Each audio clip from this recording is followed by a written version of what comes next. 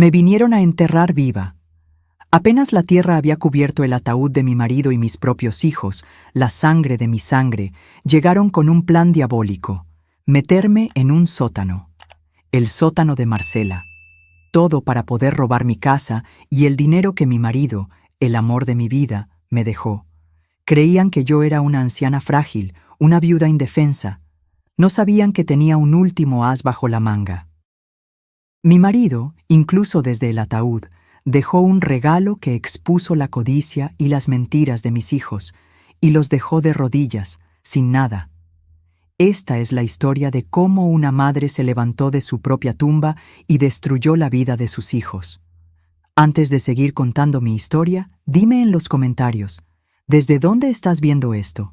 Me encantaría saber. Soy Alicia. A los 68 años me convertí en viuda. Juan, mi marido, el amor de mi vida, se fue. Fueron 42 años de una historia de amor que parecía un cuento de hadas. Él era mi refugio, mi compañero de todas las horas, el hombre que me hacía reír incluso en los días más difíciles. Su partida fue silenciosa, una mañana de martes, su mano en la mía, el último suspiro que se llevó un pedazo de mi alma con él. En los días que siguieron, el dolor era físico.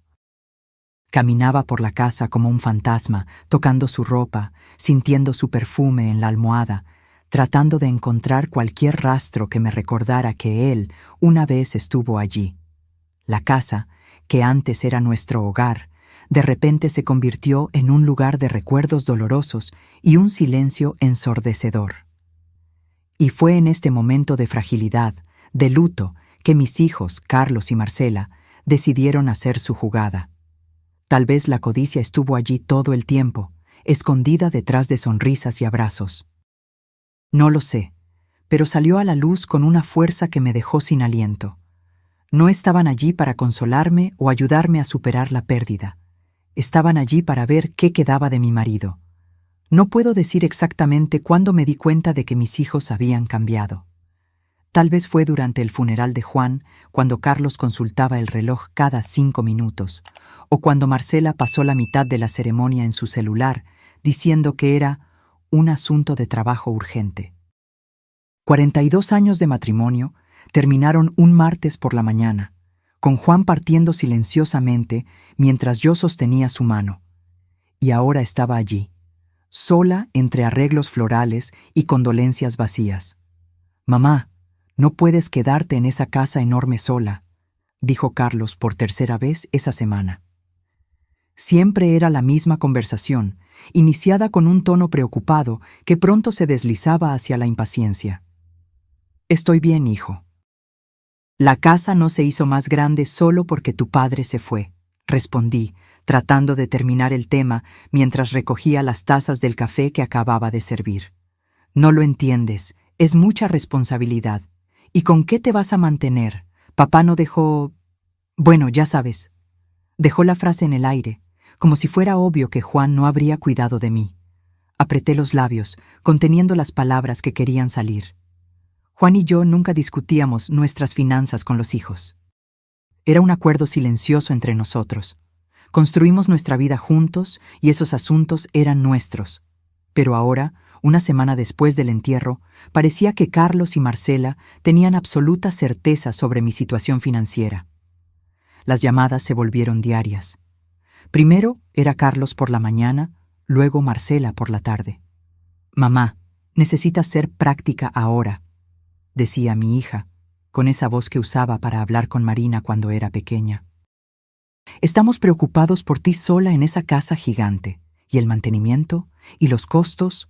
No puedes sostener eso con la pensión». «¿Qué pensión?»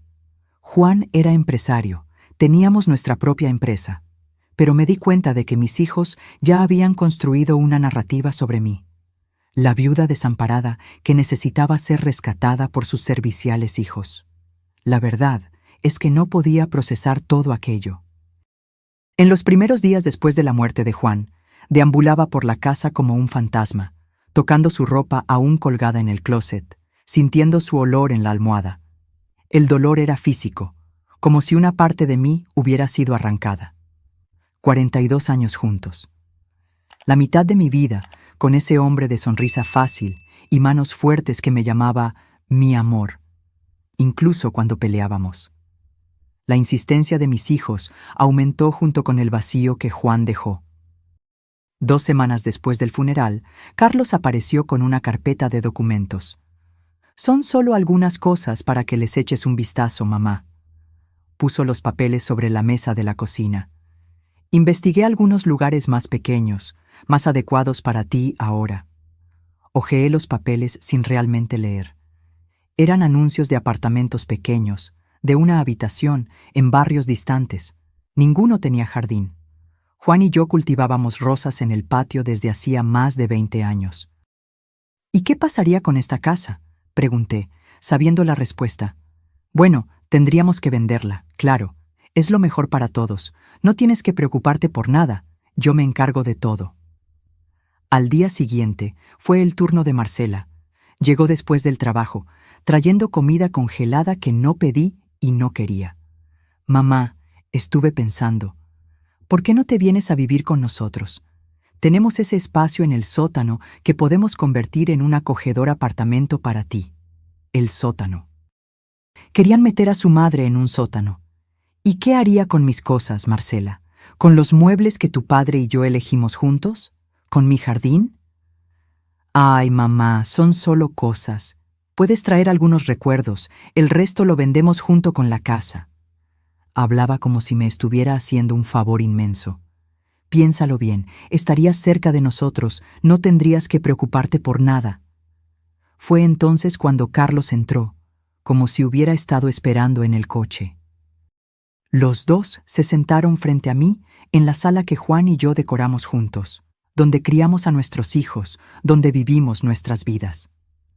«Mamá, seamos directos. Marcela y yo hemos hablado mucho y hemos llegado a un acuerdo que beneficia a todos». Carlos asumió el tono que usaba en reuniones de negocios.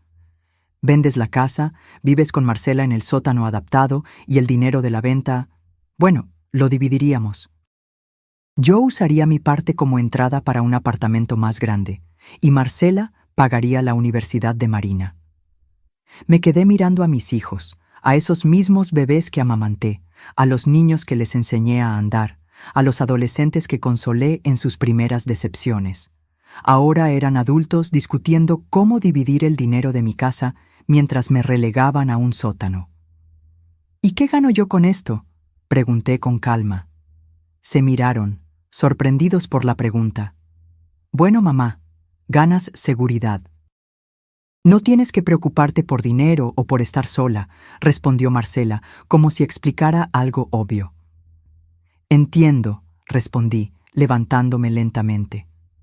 «Estoy cansada ahora. ¿Podemos continuar esta conversación otro día?». Se fueron, visiblemente satisfechos. Creían que estaba considerando la propuesta. No sabían que, mientras cerraba la puerta detrás de ellos, sentía algo despertar dentro de mí. No era rabia, aunque también había un poco de eso. Era una determinación que no sentía en años. Esa noche no pude dormir. Me revolví en la cama que ahora parecía demasiado grande sin Juan a mi lado. Me levanté y fui a su oficina, una habitación que aún no tenía el valor de reorganizar. El olor de su colonia para después de afeitarse todavía flotaba en el aire, y por un momento cerré los ojos y fingí que él estaba allí.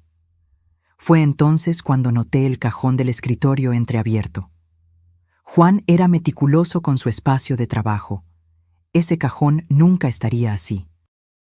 Me acerqué y lo abrí por completo. Dentro había una carpeta con mi nombre escrito con la caligrafía inconfundible de Juan, y junto a ella, una pequeña llave que nunca había visto antes. Lo que descubriría a la mañana siguiente cambiaría por completo el juego que mis hijos pensaban que estaban controlando. Juan, mi Juan, incluso al partir, había dejado un último regalo: la verdad sobre nuestra situación financiera, y lo más importante, una carta que revelaría mucho más que dinero o propiedades. Él me había dado poder, y mis hijos estaban a punto de descubrir que la madre que querían meter en un sótano era mucho más fuerte de lo que imaginaban. No sabía que, dentro de esa carpeta, además de documentos financieros y escrituras, también había pruebas de que mis propios hijos me habían estado traicionando durante años, manipulándome no solo a mí, sino también a mi querida nieta Marina.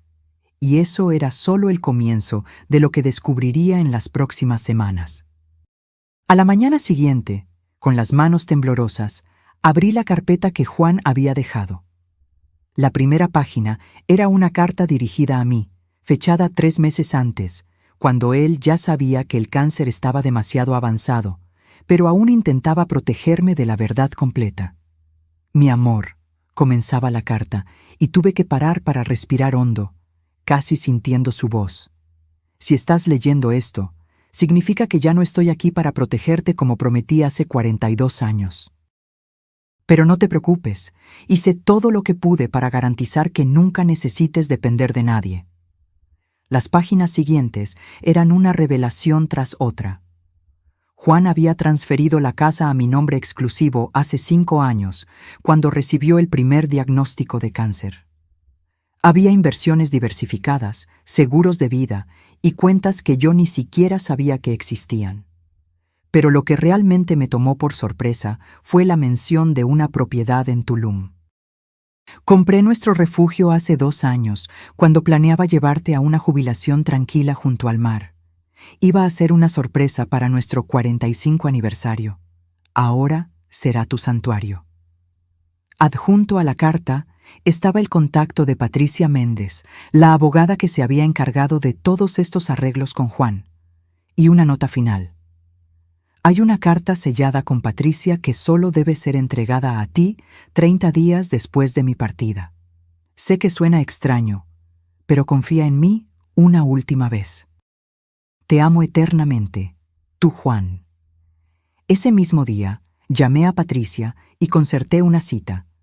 Cuando llegué a su oficina, la mujer de mediana edad con cabello canoso y ojos amables me recibió como si ya me conociera desde hacía años. Señora Alicia, su marido hablaba mucho de usted. Era un hombre muy previsor. Al parecer, más de lo que imaginaba, respondí, aún tratando de procesar todo. Sí, Juan quería asegurarse de que usted estuviera completamente protegida. Él tenía preocupaciones específicas. ¿Qué tipo de preocupaciones? Patricia dudó, ajustándose las gafas. Creo que eso se aclarará en la carta que debo entregar en... Consultó el calendario. 23 días. Pero puedo adelantarle que todos sus derechos están asegurados. La casa es enteramente suya, al igual que la propiedad en Tulum y las inversiones. Nadie puede obligarla a nada. Salí de la oficina de Patricia con una carpeta aún más gruesa de documentos y una extraña sensación en el pecho. Parte alivio. Parte tristeza porque Juan hubiera sentido que necesitaba protegerme de esa manera, y parte una creciente indignación con mis hijos. Mientras tanto, Carlos y Marcela intensificaron sus visitas y llamadas. Una tarde, Marcela apareció con catálogos de muebles compactos. «Mira, mamá, ¿no es adorable? Cabría perfectamente en tu espacio en casa». «¿Mi espacio? ¿Te refieres al sótano?» «No hables así. Es un ambiente perfectamente habitable. Ricardo ya ha empezado a limpiar y pintar». Contuve las ganas de decir lo que realmente pensaba, y solo asentí, dejándola creer que estaba cediendo. Ese mismo día, después de que se fue, empecé a hacer llamadas. Primero a una empresa de mudanzas, luego a una empresa de organización residencial. Si mis hijos querían jugar, yo también podía jugar, pero con reglas diferentes. En los días siguientes, mientras fingía considerar las propuestas de mis hijos, empecé a empacar discretamente las pertenencias de ellos que aún guardaba. Las cajas de recuerdos de la infancia de Carlos, los álbumes de graduación de Marcela, los juguetes que guardé para los nietos que nunca venían a visitarme con frecuencia. Todo fue cuidadosamente etiquetado y preparado para su entrega. Una semana después, Carlos apareció con un agente inmobiliario. Sin avisarme. «Mamá, este es Renato. Nos ayudará a evaluar la casa para la venta. Me quedé parada en la puerta, bloqueando la entrada. Lo siento, pero no autoricé ninguna evaluación de mi casa. Nuestra casa, mamá. Papá la dejó para todos nosotros. No, Carlos, la casa es mía, solamente mía. Su rostro se puso rojo de rabia. ¿De qué estás hablando? Papá no haría eso. Sugiero que consultes a un abogado antes de traer a extraños a evaluar una propiedad que no es tuya, respondí, sorprendiéndome a mí misma con la firmeza en mi voz. Y ahora, si no les importa, tengo compromisos. Después de ese episodio, recibí una llamada furiosa de Marcela. ¿Qué le dijiste a Carlos? Está trastornado. Mamá, no puedes hacernos esto. ¿Hacer qué exactamente? ¿Proteger lo que es mío? Estás siendo egoísta. Creíamos que todo estaba arreglado. Carlos ya dio el pago inicial para el apartamento nuevo, y yo le prometí a Marina que pagaría el semestre de la universidad. Eso me tomó por sorpresa. ¿Ya tomaron decisiones basadas en el dinero de mi casa? ¿Sin mi autorización? Papá querría que ayudáramos a la familia. Estás sola en esa casa enorme, no tiene sentido. Colgué el teléfono en medio de su frase. La audacia de mis hijos no tenía límites. Ya estaban gastando el dinero que creían que recibirían de la venta de mi casa. De la casa que Juan construyó para nosotros, que vio a nuestros hijos crecer, que guardaba 4 décadas de recuerdos. Los días siguientes fueron de una calma aparente. Carlos y Marcela parecían estar dándome espacio, pero yo sabía que solo estaban reformulando sus estrategias. Aproveché ese tiempo para continuar mis preparativos silenciosos. Ya había contratado un servicio de limpieza para la casa en Tulum y transferido algunos fondos a una cuenta a la que solo yo tenía acceso. Y entonces llegó el día. 30 días después de la muerte de Juan, volví a la oficina de Patricia. Ella me entregó un sobre sellado con la letra de Juan. Mis manos temblaban tanto que necesité ayuda para abrirlo. La carta era larga y detallada. Juan explicaba que había estado observando el comportamiento de nuestros hijos durante años y le preocupaba la forma en que me trataban, incluso cuando él todavía estaba vivo. Hablaba de conversaciones que escuchó, de planes que descubrió, y luego vino la parte más dolorosa. Alicia, mi amor, lo que voy a contarte ahora va a doler. Descubrí hace 2 años que Carlos y Marcela nos habían estado manipulando sistemáticamente. ¿Recuerdas cuando Marina necesitó dinero para un intercambio y Marcela dijo que la universidad le había negado la beca? La verdad es que tú y yo enviamos el dinero, que Marcela se embolsó, y Marina nunca supo que vino de nosotros. Hay más ejemplos como ese.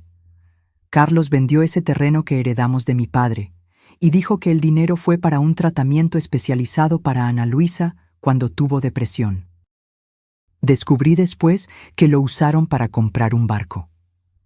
Las lágrimas empañaron mi visión, pero seguí leyendo. Juan había documentado todo. Fechas, valores, conversaciones. Terminaba la carta con una petición. No quiero que los odies. Son nuestros hijos, a pesar de todo. Pero quiero que te protejas. Ve a Tulum. Empieza de nuevo. Te mereces paz en los años que te quedan. Y cuando estés lista, tal vez puedas construir una relación diferente con ellos, basada en la verdad. Te amo para siempre, tu Juan. Salí de la oficina de Patricia en estado de shock. La traición de mis hijos era aún peor de lo que imaginaba. No se trataba solo de la casa o el dinero, se trataba de años de manipulación, de mentiras, de usar el amor que Juan y yo teníamos por ellos y por los nietos. Esa noche no pude dormir. Me senté en el porche trasero, mirando el jardín de rosas que Juan y yo cultivamos durante tanto tiempo. Fue allí, entre el perfume de las flores y los recuerdos del hombre que amé durante más de 4 décadas, que tomé mi decisión final. A la mañana siguiente, la empresa de mudanzas llegó para llevar mis cosas a Tulum. No me llevé mucho. Algo de ropa, libros, fotografías y los pocos muebles que tenían valor sentimental. El resto se quedaría atrás, junto con el pasado que ya no me servía. Mientras los hombres cargaban las últimas cajas, vi el coche de Carlos estacionarse frente a la casa. Era la hora del enfrentamiento final, y esta vez estaba preparada. Carlos entró en la casa como un vendaval, blandiendo una carpeta de documentos. Parecía tan confiado, tan seguro de su victoria, que por un momento casi sentí lástima. «Mamá, necesitamos resolver esto de una vez. Traje los papeles de la venta para que los firmes», anunció, tirando la carpeta sobre la mesa de centro de la sala, ahora vacía excepto por 2 sofás que decidí dejar atrás. «¿Qué papeles son esos, Carlos?», pregunté con calma, sentada en el sillón que Juan solía ocupar. «Es la propuesta para la venta de la casa. Conseguí un gran comprador. Está ofreciendo por encima del valor de mercado, pero necesitamos cerrar ahora», explicó, como si me estuviera haciendo un gran favor. «Ya separé tu parte del dinero. Es más que suficiente para que vivas cómodamente en el espacio de Marcela». Miré a mi hijo. Realmente lo miré, tratando de encontrar en él al niño que una vez acuné en mis brazos. ¿Dónde estaba ese niño de ojos brillantes que pedía dormir entre Juan y yo durante las tormentas? «Carlos, no puedes vender lo que no es tuyo», respondí finalmente. Él puso los ojos en blanco, impaciente. «Mamá, ya hablamos de esto. Sé que estás confundida por la muerte de papá, pero...» «No estoy confundida, Carlos. Estoy más lúcida que nunca», interrumpí levantándome. «La casa está a mi nombre. Solo a mi nombre. Juan transfirió la propiedad hace 5 años, cuando recibió el primer diagnóstico». Su rostro palideció. «Eso no puede ser verdad. Papá no haría eso sin consultarnos. Al igual que tú no me consultaste antes de prometer mi dinero para comprar tu nuevo apartamento». El silencio que siguió fue ensordecedor. Carlos parecía un animal acorralado, sus ojos recorriendo la sala, notando por primera vez las cajas apiladas, los espacios vacíos, donde antes había muebles. ¿Qué estás haciendo?» «Me estoy mudando, Carlos, a la casa que tu padre me compró en Tulum». «¿Tulum? ¿Qué historia es esa? Papá no tenía nada en Tulum». «Tu padre tenía muchos secretos, al parecer, al igual que tú y tu hermana».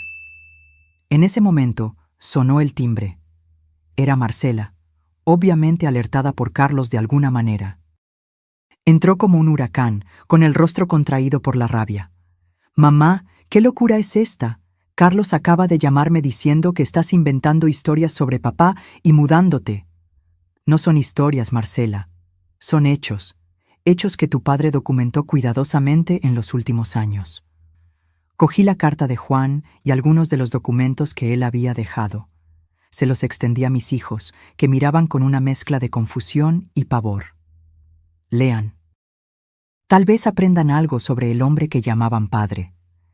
Mientras leían, vi cómo sus expresiones cambiaban. La arrogancia daba paso al shock, luego a la vergüenza y finalmente a la rabia, no dirigida a mí, sino a sí mismos por haber sido descubiertos. «Esto no prueba nada», dijo Carlos finalmente, tirando los papeles sobre la mesa. «Papá estaba enfermo, confundido. No sabía lo que estaba escribiendo». «Ah, sí que lo sabía. Y dejó pruebas», respondí, sacando otro sobre de mi bolso. «Aquí están los recibos de las transferencias que hicimos para el intercambio de Marina». Curioso cómo ella nunca mencionó ese intercambio en las pocas veces que nos visitó, ¿no? Marcela palideció. «No entiendes. Marina necesitaba...». «No mientas más, Marcela. Juan descubrió todo. El dinero nunca fue para Marina. Fue para la remodelación de tu casa de playa, esa que dijiste haber comprado con tu bono del trabajo». Me volví hacia Carlos. «¿Y el tratamiento de Ana Luisa? Interesante cómo ella parecía perfectamente sana cuando publicaron fotos en ese barco nuevo. El mismo barco que fue comprado con el dinero de la venta del terreno de tu abuelo». El silencio que siguió fue pesado, cargado de décadas de mentiras y manipulaciones que finalmente salían a la luz. «¿Por qué?», pregunté finalmente, la voz casi fallándome. «¿Por qué hacernos esto? ¿A sus propios padres?». Carlos fue el primero en recuperarse. «Ustedes siempre tuvieron todo, la casa, el dinero, la empresa, ¿Y nosotros? ¿Qué nos quedaba a nosotros? Todo, Carlos. Todo lo que construimos era para ustedes algún día. Pero no podían esperar, ¿verdad? Tenían que tomar, mentir, traicionar. Marcela empezó a llorar, grandes lágrimas de cocodrilo que yo conocía demasiado bien. Mamá, no es justo. Nunca entendieron nuestras necesidades. ¿Y ahora vas a huir a Tulum y dejarnos sin nada? Fue entonces cuando sentí una extraña calma envolverme. El último vestigio de culpa o duda se disipó, reemplazado por una certeza inquebrantable. Estoy dejando para ustedes exactamente lo que merecen, respondí, caminando hacia la puerta de entrada. Las cajas en el almacén contienen sus pertenencias de la infancia y la adolescencia. Pensé que tal vez querrían guardarlas. En cuanto al resto, la casa sigue siendo mía. No la voy a vender, al menos no por ahora. Pueden seguir viviendo donde están, con el dinero que tienen. Esto es ridículo, explotó Carlos. No puedes simplemente irte. Sí puedo, y lo haré. La empresa de mudanzas ya se llevó mis cosas esta mañana. Estoy de partida ahora. ¿Y qué le decimos a Marina? ¿A Ana Luisa?, preguntó Marcela, desesperada. La verdad, tal vez, sería un cambio interesante para ustedes. Cogí mi bolso y la pequeña maleta que había separado para el viaje. Cuando abrí la puerta, un taxi ya me esperaba en la acera. Ustedes son mis hijos, y a pesar de todo, todavía los amo, dije, volviéndome una última vez. Pero ya no confío en ustedes. Tal vez algún día eso pueda cambiar. Por ahora necesito distancia. Los dejé allí, parados en medio de la sala vacía, rodeados por los escombros de sus propias mentiras. El conductor del taxi puso mi maleta en el maletero y me abrió la puerta. ¿A la estación de autobuses, señora? Sí, por favor. Tomo el autobús de las 2 para Tulum. Mientras el coche se alejaba, miré por la ventana trasera la casa que había sido mi hogar durante tanto tiempo. No sentía tristeza, solo una extraña sensación de liberación. Juan me había dado un último regalo, la verdad y la oportunidad de un nuevo comienzo. El viaje a Tulum fue largo, pero tranquilo. Observé por la ventana del autobús los paisajes cambiando, lo urbano dando paso a lo verde, las montañas acercándose y, finalmente, el destello del mar. Cuando bajé en la pequeña y acogedora estación de autobuses, el aire salado me recibió como un abrazo. Un conductor local ya me esperaba, contratado por la empresa que había limpiado la casa. Durante el trayecto, habló animadamente sobre la ciudad, los restaurantes, las fiestas locales. Era como si me estuviera dando la bienvenida a un mundo completamente nuevo. Cuando finalmente llegamos a la propiedad, el sol comenzaba a ponerse, pintando el cielo con tonos de naranja y rosa. La casa estaba en una suave colina, con vista al mar. Era más pequeña que nuestra casa en la ciudad, pero infinitamente más bonita. Una construcción colonial conservada, con grandes ventanas, un jardín florido y un porche que rodeaba toda la estructura. En la puerta, una señora de cabello blanco y sonrisa cálida me esperaba. «Doña Alicia, soy María, me encargué de la limpieza y organización, como pidió el señor Juan». «¿El señor Juan? ¿Conoció a mi marido?» «Sí, venía siempre que podía, supervisando las reformas, eligiendo los muebles.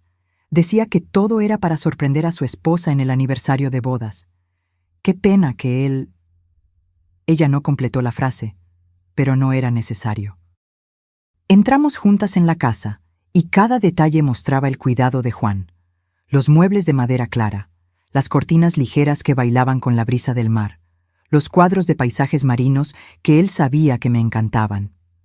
En el dormitorio principal, sobre la cómoda, había una foto nuestra, tomada hace muchos años, cuando aún éramos jóvenes. Al lado, una nota simple. «Bienvenida a nuestro refugio, mi amor. Te amo eternamente, Juan». Las lágrimas que reprimí durante tanto tiempo finalmente brotaron, no de tristeza o rabia, sino de un amor tan profundo que ni la muerte podía disminuir. Doña María, al darse cuenta de mi momento, se retiró discretamente, diciendo que volvería a la mañana siguiente para ayudarme con lo que fuera necesario. Esa primera noche en Tulum, sola en la casa que Juan había preparado con tanto amor, fue la primera vez desde su muerte que me sentí verdaderamente en paz. Sentada en el porche, escuchando el sonido distante de las olas, me di cuenta de que estaba exactamente donde debía estar. Era un nuevo comienzo, sin las mentiras, sin las manipulaciones, sin el peso de intentar agradar a hijos que veían en mí solo un medio para sus fines.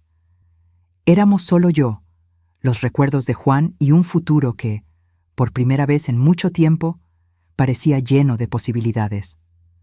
Los primeros días en Tulum fueron de adaptación y descubrimiento. Doña María se convirtió no solo en una ayudante, sino en una amiga. Fue ella quien me presentó a los vecinos, me mostró los mejores lugares para comprar pescado fresco y frutas y me contó las historias de la ciudad. «Le gustará aquí», decía ella mientras me acompañaba al mercado local.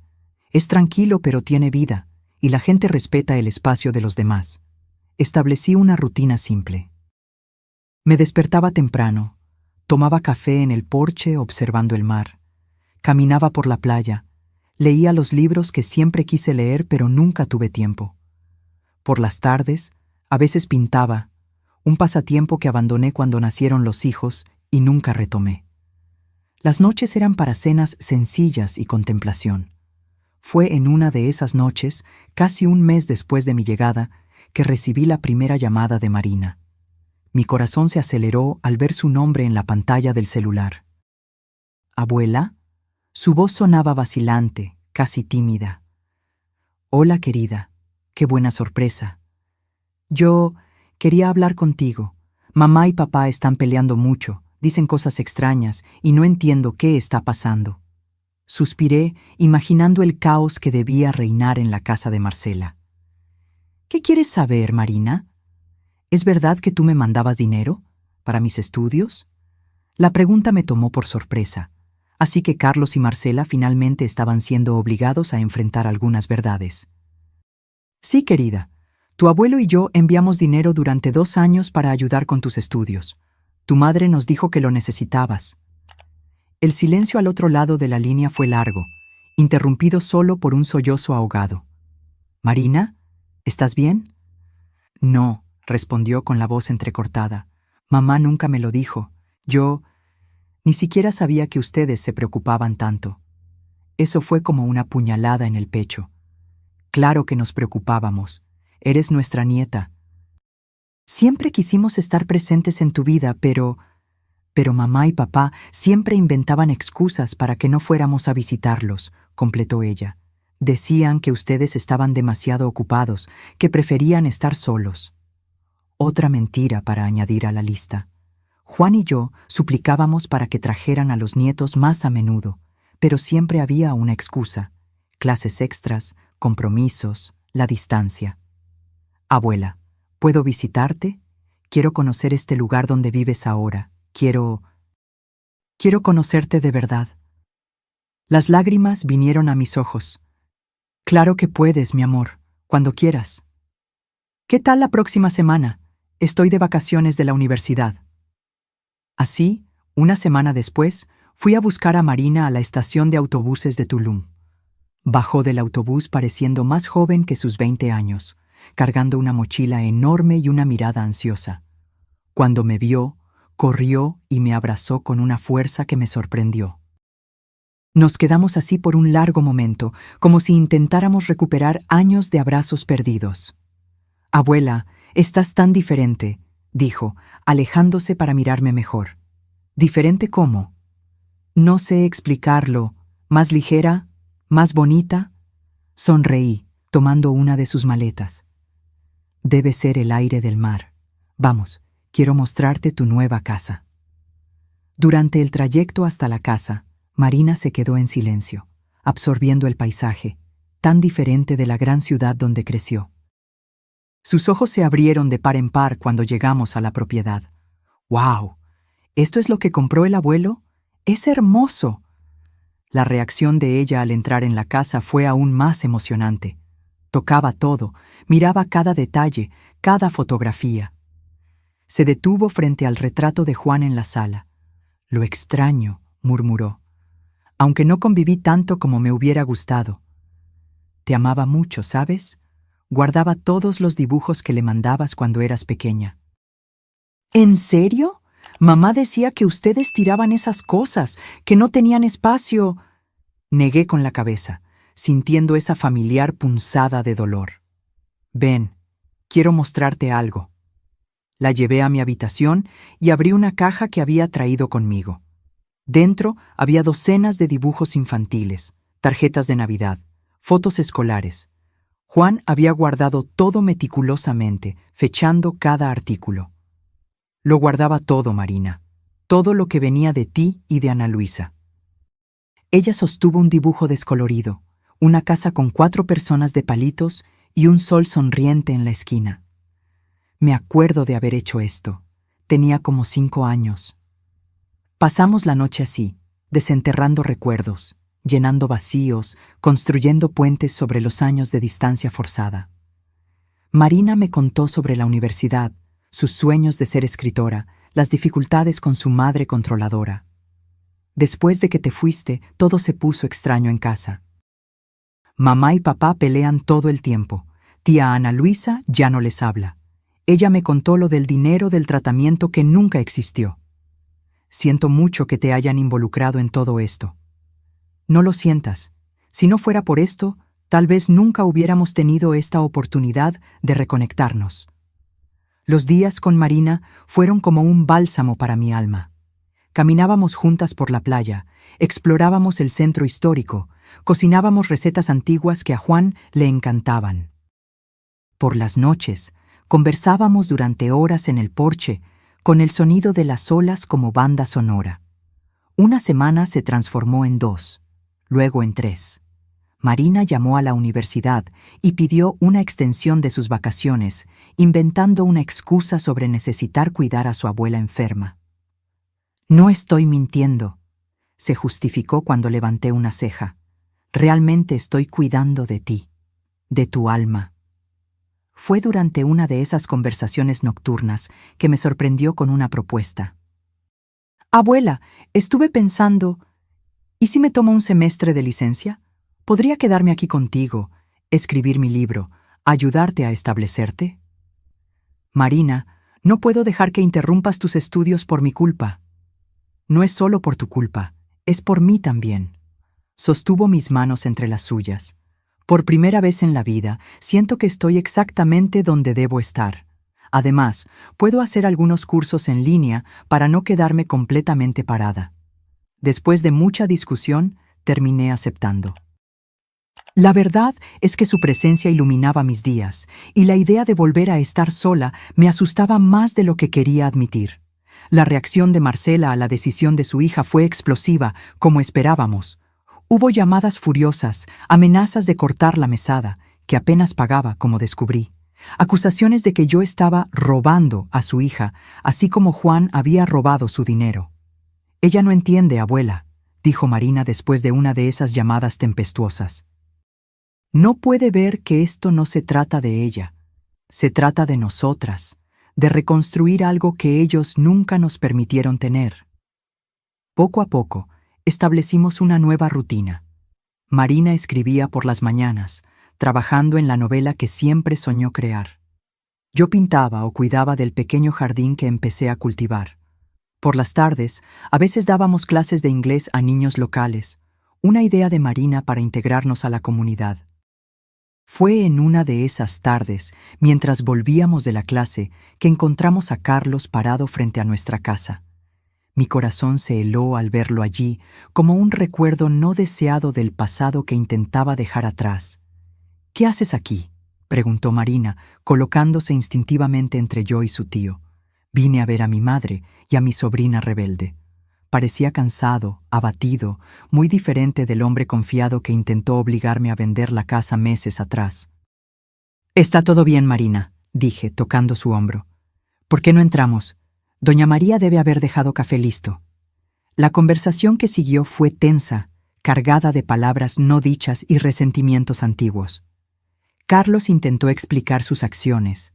Habló de presiones financieras, de expectativas no cumplidas, de celos de la relación que Juan y yo teníamos. No estoy pidiendo perdón, dijo él finalmente. Sé que lo que hicimos fue imperdonable. Solo quería que supieras que Ana Luisa ya no me habla. Marcela y yo apenas nos hablamos. Todo se desmoronó. Lo siento por eso, Carlos. De verdad lo siento, pero no puedo arreglar lo que ustedes mismos destruyeron. Él asintió, resignado. Lo sé, solo quería ver con mis propios ojos si estabas bien. Y por lo que veo, estás mejor que nunca. Cuando se levantó para irse, dudé por un momento y luego pregunté, ¿cómo está Ana Luisa? Una pequeña sonrisa apareció en sus labios. Está bien.